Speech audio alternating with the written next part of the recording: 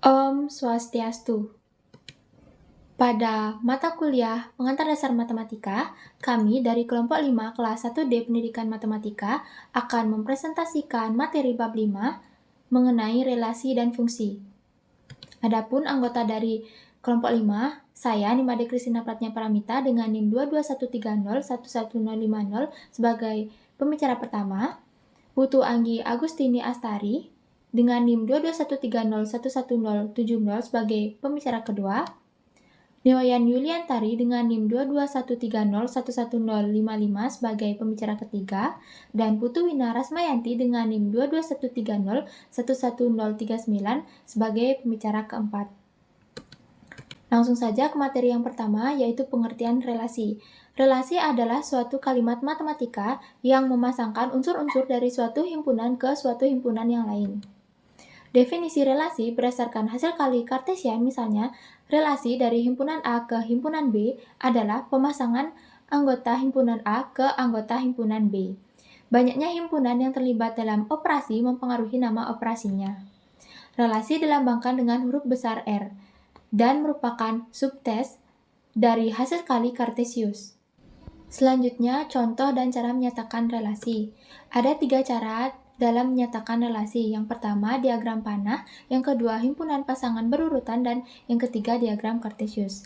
Contoh soalnya, jika himpunan P dengan anggota 1, 2, 3, dan himpunan Q dengan anggota A, B, dan C, nyatakan relasi dengan diagram panah faktor dari, himpunan pasangan berurutan, dan diagram Kartesius. Penyelesaian yang pertama menggunakan diagram panah.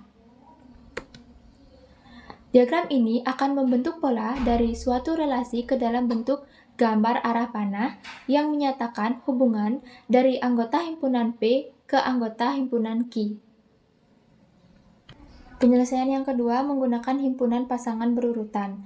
Cara penulisannya yaitu anggota himpunan P ditulis pertama, sedangkan anggota himpunan Q yang menjadi pasangannya ditulis berikutnya, sehingga menjadi 1,A, 1,B, 2,B, 3,B, dan 3,C. Penyelesaian yang ketiga menggunakan diagram Kartesius. Diagram Kartesius adalah sebuah diagram yang terdiri dari sumbu X dan sumbu Y. Dalam diagram Kartesius, anggota himpunan P terletak pada sumbu X, sedangkan anggota himpunan Q terletak pada sumbu Y. Relasi yang menghubungkan himpunan P ke Q ditunjukkan dengan nokta ataupun titik. Materi selanjutnya yaitu ada sifat-sifat relasi dan relasi ekuivalen.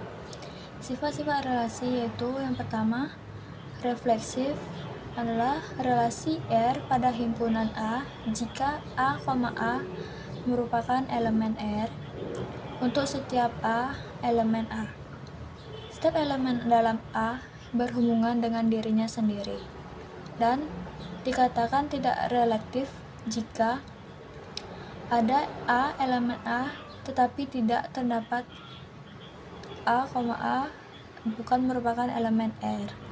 Yang kedua itu simetris atau setangkap, yaitu relasi pada himpunan A jika A, B merupakan elemen R, maka B, A merupakan elemen R untuk semua A, B merupakan elemen A.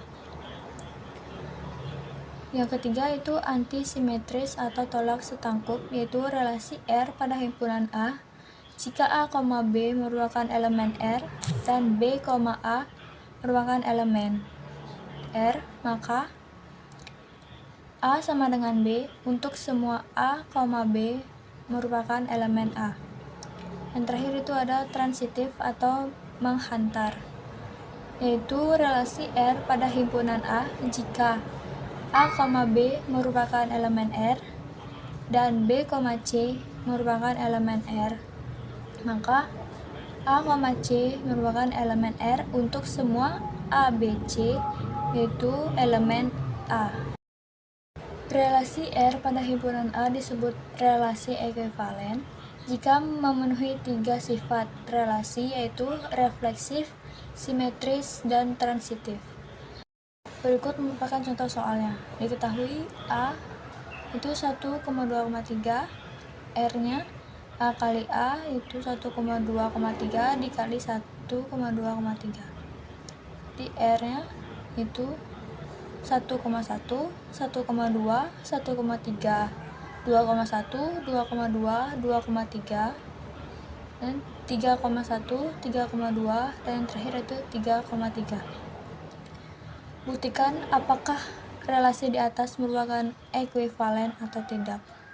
Penyelesaiannya, refleksifnya yaitu kan di penjelasannya yaitu A, A. Jadi penyelesaiannya yaitu 1,1, 2,2, dan 3,3.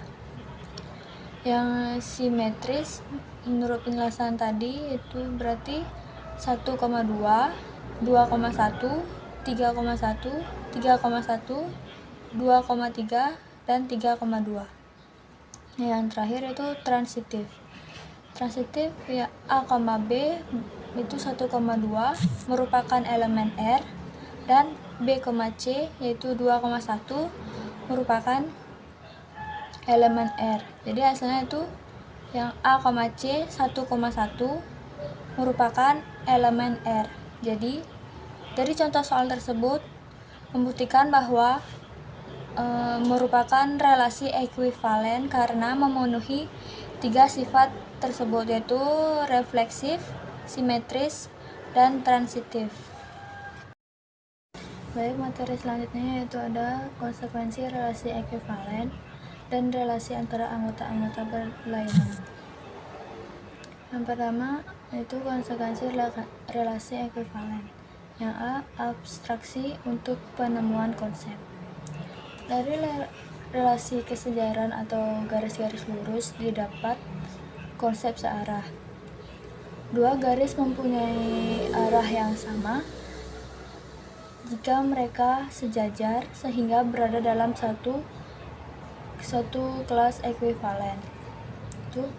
Selanjutnya, dari relasi kesebangunan di antara objek-objek geometri didapat konsep bentuk. Dua objek mempunyai bentuk yang sama jika mereka sebangun. Relasi kesebangunan adalah relasi ekuivalen, sehingga objek yang memiliki bentuk yang sama akan berada dalam satu kelas. Kelas-kelas tersebut merupakan kelas ekuivalen yang menghasilkan konsep bentuk. Yang kedua itu ada kesamaan dalam matematika. Kesamaan dalam matematika diidentikan dengan identitas logika dan dalam hitungan vektor bebas. Dua vektor dinyatakan sama atau diidentikan jika panjangnya sama, arahnya dan orientasinya sama, sedangkan letaknya dalam ruangan tidak diperhatikan. Yang ketiga itu ada integers reduced modul. Misalkan semesta M terdiri atas bilangan-bilangan bulat. Dalam definisi di atas dinyatakan bahwa relasi kekongruenan dan telah dinyatakan juga bahwa kekongruenan merupakan relasi ekuivalen. Selanjutnya yaitu relasi antara anggota-anggota berlainan. Contohnya, P adalah himpunan siswa-siswa dari kelas 10 dari suatu SMA. Q adalah himpunan siswi-siswi dari kelas 11. Diagram Venn di samping ini menyatakan suatu relasi antara P dan Q yang memiliki kesamaan hobi. Nah, berikut merupakan diagram Venn-nya. Perhatikan bahwa relasi ini menentukan himpunan pasangan berurutan, yaitu A pasangan berurutan F, A juga pasangan berurutan ke G, dan yang terakhir C ke H, yaitu merupakan himpunan bagian dari P kali Q. Sekian dari saya, materi selanjutnya akan dilanjutkan oleh teman saya. Selanjutnya yaitu membahas tentang operasi atas dan komposisi relasi. Yang pertama yaitu operasi atau relasi dibagi menjadi 3. Yang pertama yaitu relasi sebagai himpunan, pergandaan relasi, dan relasi inverse, identitas, dan relasi kosong. Yang pertama yaitu relasi sebagai himpunan. Himpunan A dan himpunan B dikatakan memiliki relasi jika ada anggota himpunan yang saling berpasangan. Relasi antara dua himpunan dapat dinyatakan dengan 3 cara. yaitu yang pertama dengan diagram panah, yang kedua himpunan pasangan berurutan, dan yang ketiga yaitu dengan diagram Cartesius. Yang kedua yaitu pergandaan relasi. Apabila R dan S adalah relasi-relasi pada M, maka dengan hasil ganda RS dimaksud relasi pada M. Yang ketiga yaitu relasi inverse. Identitas dan relasi kosong misalkan R adalah relasi dari himpunan A ke himpunan B. Relasi dari B ke A yang mengandung semua pasangan terurut yang bila dipertukarkan masih termasuk dalam R. Komposisi relasi yaitu misalkan U sebuah relasi dari himpunan A ke himpunan B dan F sebuah relasi dari himpunan B, himpunan C, jadi U adalah subtes dari A kali B. Selanjutnya yaitu pengertian fungsi atau pemetaan himpunan S disebut dengan daerah asal, domain dari F. Sedangkan T disebut dengan daerah kawan. Dari fungsi itu, kawan dari S di dalam T yang tunggal itu disebut dengan bayangan. Unsur S disajikan dengan F dalam kurung S, sering disebut dengan Fs saja tanpa tanda kurung. Daerah asal suatu fungsi sering disebut dengan daerah definisi fungsi itu. Daerah kawan sering juga dinamakan daerah nilai fungsi tersebut. Selanjutnya, saya akan menjelaskan tentang macam-macam fungsi. Yang pertama ada fungsi surjektif atau onto. Fungsi surjektif atau fungsi onto adalah fungsi f memetakan S ke T apabila T habis, yaitu setiap T elemen dari T besar sekurang-kurangnya mempunyai satu kawan di satu kawan dalam S, maka F merupakan surjektif. Berikut akan disajikan contoh fungsi surjektif. Yang kedua, ada fungsi injektif. Fungsi injektif adalah suatu fungsi f memetakan S ke T apabila T kecil dan T kecil elemen T besar tepat mempunyai satu kawan di S atau sama sekali tidak mempunyai kawan di S, maka f disebut dengan fungsi injektif. Contohnya sebagai berikut. Sebagian contoh di atas, jadi fungsi f(x) itu adalah fungsi injektif. Yang ketiga ada fungsi bijektif. Fungsi bijektif adalah fungsi f memetakan S ke T disebut bijektif jika dan hanya jika f sekaligus surjektif dan injektif. Contohnya sebagai berikut. Juga disajikan gambar fungsi surjektif dan injektif serta bijektif. Selanjutnya ada fungsi identitas. Fungsi identitas adalah fungsi yang membawa setiap anggota S ke diri sendiri. Lambangnya adalah IDS.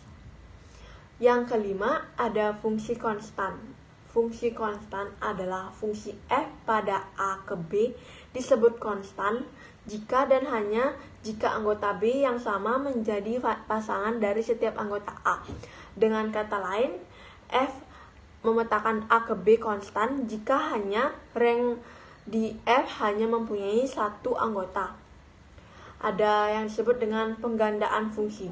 Dua fungsi F dan G dikatakan dapat digandakan atau dikomposisikan menjadi F UG jika hanya di daerah hasil F sama dengan daerah asal G. Seperti diagram di bawah berikut. Yang kedua ada penjumlahan dua fungsi. Dua fungsi f dan g dari m ke n dijumlahkan didefinisikan sebagai berikut. F tambah gx dikurang df fx ditambah gx dengan x elemen dari m. Sekian video presentasi dari kami. Mohon maaf apabila ada kata-kata yang kurang berkenan. Saya tutup dengan Parama Santi. Om Santi Santi Santi Om.